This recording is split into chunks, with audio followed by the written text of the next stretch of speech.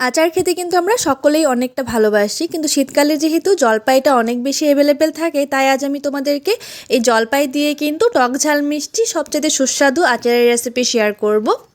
আর এই আচার কিভাবে ভিনেগার কিংবা রোদে দেওয়ার ঝামেলা ছাড়াই বছরের পর বছর সংরক্ষণ করে রাখতে পারবে তাও কিন্তু বলে দেব আমি। এই ভিডিওতে রয়েছে সব কিছু, তাই অবশ্যই যেন তোমরা ভিডিওটি শেষ পর্যন্ত দেখো। সবার প্রথমেই এই জলপাইগুলোকে আমি পরিষ্কার করে ধুয়ে রোদে একটু শুকিয়ে নিয়েছিলাম, যাতে জলপাইগুলো থেকে জলটা পুরোপুরি শুকিয়ে যায়।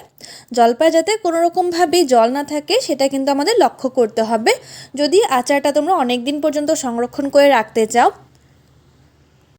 সাধারণত জলপাইয়ের আচার সংরক্ষণ করে রাখতে কিন্তু অনেক বেশি তেলের প্রয়োজন হয়, খুব বেশি তেল দিয়ে এই জলপাই আচারটাকে সংরক্ষণ করে রাখা হয়, কিন্তু আজ আমি তোমাদেরকে খুবই সামান্য তেল দিয়ে এই আচারটা তৈরি করে দেখাবো।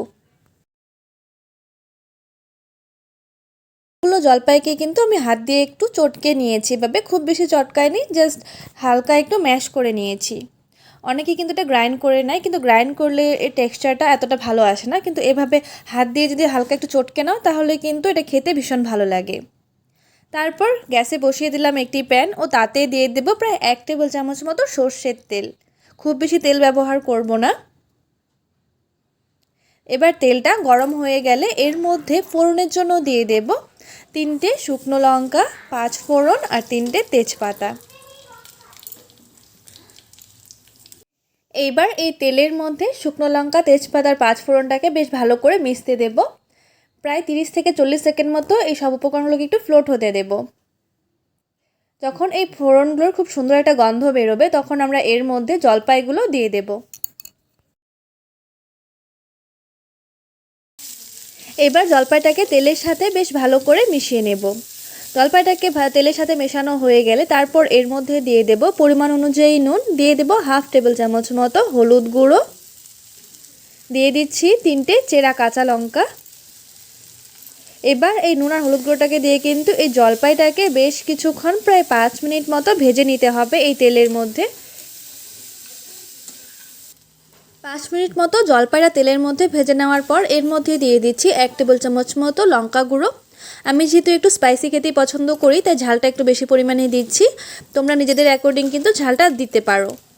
দিয়ে দিচ্ছি এখানে 1 টেবিল চামচ মতো ধনে গুঁড়ো। তারপর এর মধ্যে দিয়ে দেব 3 থেকে 4 টেবিল চামচ মতো চিনি। আমি এখানে চিনিটা কেন ব্যবহার করলাম তোমাদেরকে অবশ্যই বলবো আমি এটা।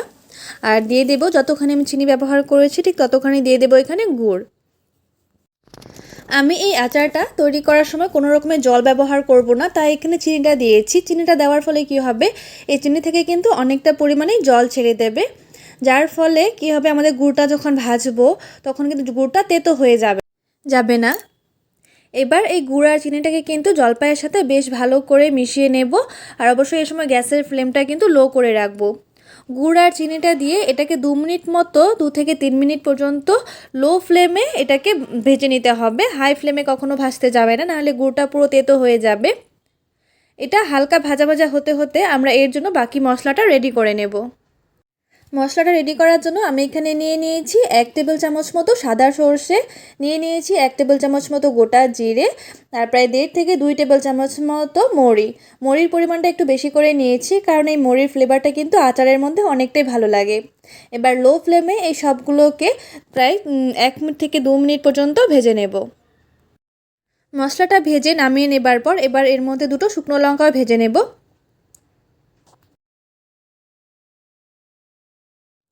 অন্যদিকে কিন্তু আমাদের আচারটা বেশ ভালো করে ভাজা ভাজা হয়ে গেছে এই 2-3 মিনিটে।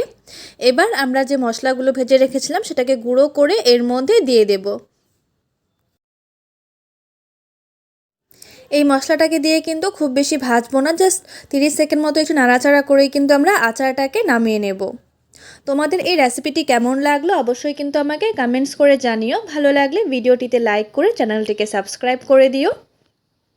এইবার আচারটা পুরোপুরিভাবে ঠান্ডা হয়ে যাবার পর আমরা এই আচারটাকে কাচের বয়মে রেখে দেব সংরক্ষণ করে।